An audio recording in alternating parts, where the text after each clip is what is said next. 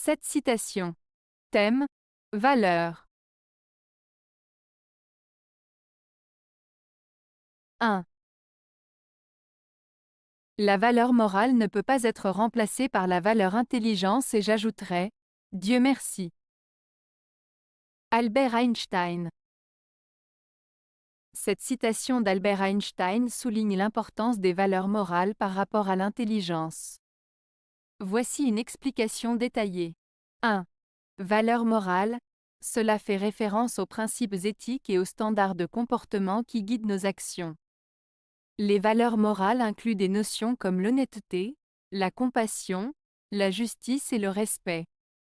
Elles sont essentielles pour vivre en société et établir des relations positives avec les autres. 2. Valeur intelligence. Cela désigne la capacité cognitive, c'est-à-dire l'intelligence, la logique et la capacité à résoudre des problèmes. Bien que l'intelligence soit importante pour comprendre le monde et innover, elle ne suffit pas à elle seule pour mener une vie éthique et harmonieuse. 3. Signification de la citation. Einstein affirme que, même si l'intelligence est précieuse, elle ne peut pas remplacer les valeurs morales. En d'autres termes, une personne peut être très intelligente mais agir de manière immorale, ce qui peut avoir des conséquences négatives. Les valeurs morales sont essentielles pour guider l'intelligence vers des actions bénéfiques pour soi-même et pour les autres. 4. Dieu merci. Cette expression indique une reconnaissance ou une gratitude. Einstein semble dire qu'il est heureux que les valeurs morales soient essentielles et qu'elles ne puissent pas être remplacées par l'intelligence seule. Cela souligne l'importance de l'éthique dans nos vies.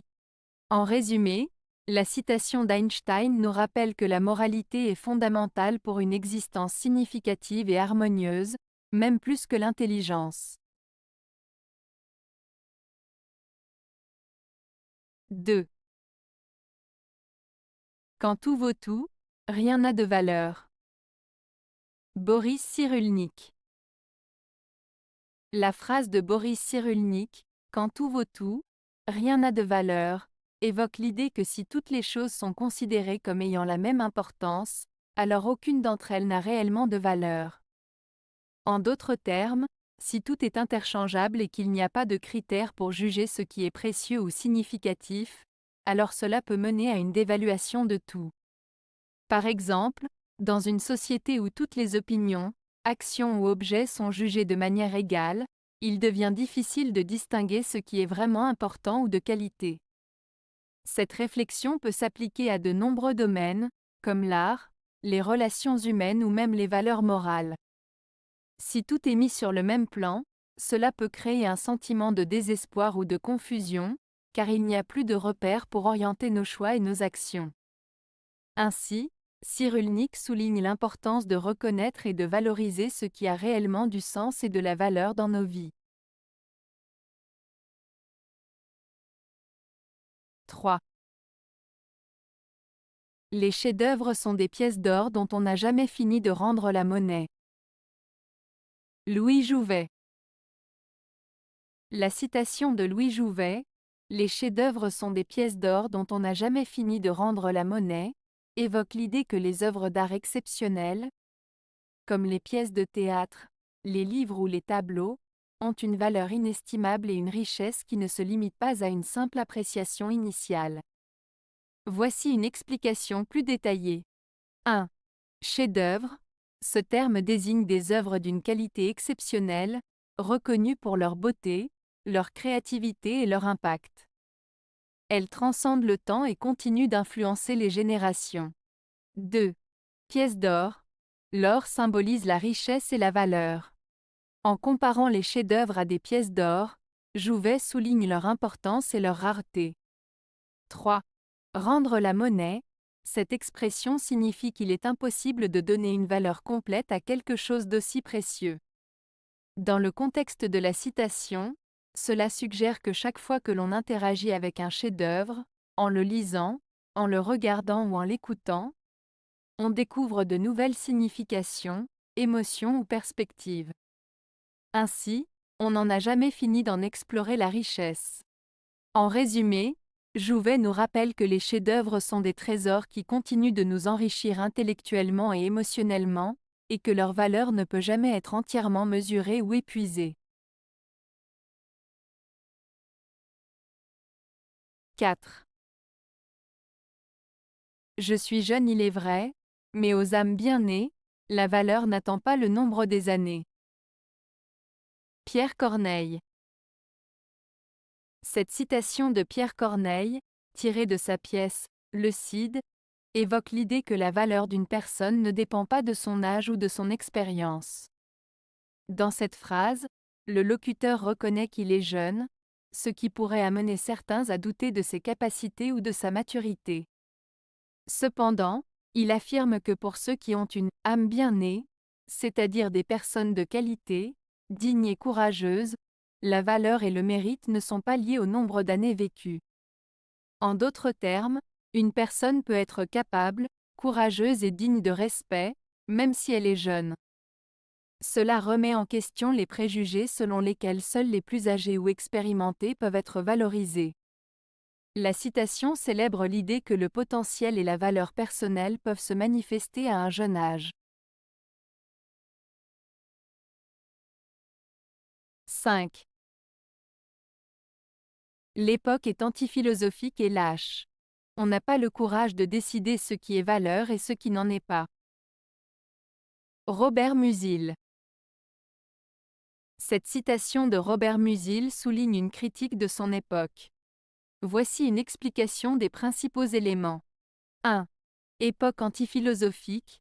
Musil décrit une période où les gens semblent rejeter ou ignorer la philosophie, qui est souvent associée à la recherche de sens, de valeurs et de vérités profondes. Cela peut signifier que la société ne s'engage pas dans des réflexions profondes sur la vie, les valeurs et la morale. 2. Lâche. Ce terme indique un manque de courage.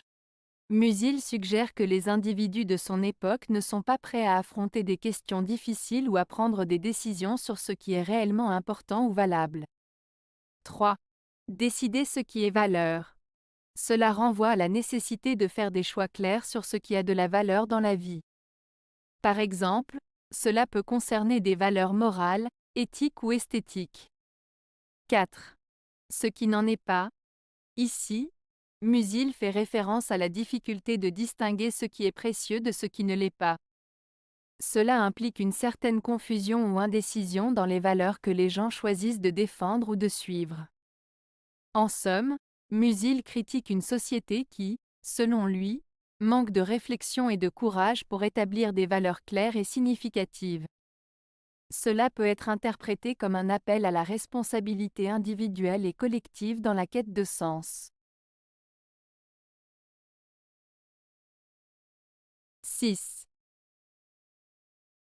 Tu n'as jamais soupçonné que tu étais immense? Que cette immensité était repliée en toi et pour cela tu la pensais étroite? Jacqueline Kellen.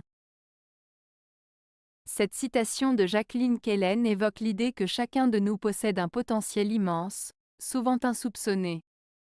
Elle souligne que notre perception de nous-mêmes peut être limitée, comme si nous nous voyions comme étroits ou restreints. En réalité, cette immensité se trouve en nous, mais elle est parfois cachée ou repliée, comme un livre fermé. L'auteur invite à réfléchir sur la manière dont nous nous percevons et encourage à explorer notre profondeur intérieure. Elle suggère que nous avons en nous des capacités, des talents et des richesses qui ne demandent qu'à être découverts. En somme, cette citation est un appel à reconnaître notre valeur et notre potentiel, au-delà des doutes que nous pouvons avoir sur nous-mêmes. 7.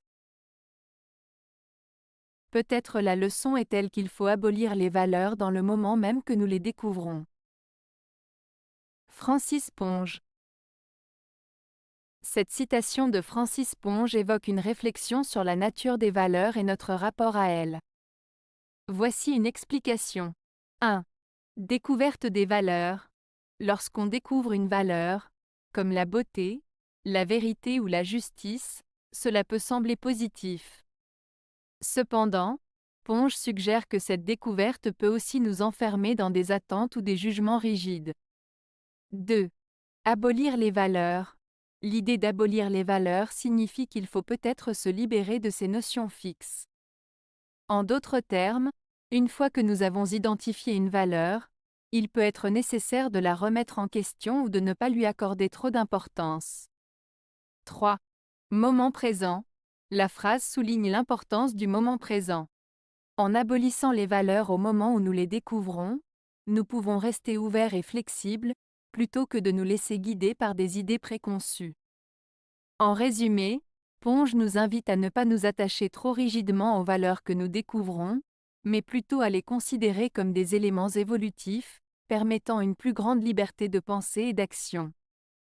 Cela encourage une approche plus dynamique et moins dogmatique de notre compréhension du monde. Avez-vous aimé la vidéo? Si oui, mettez un pouce vers le haut.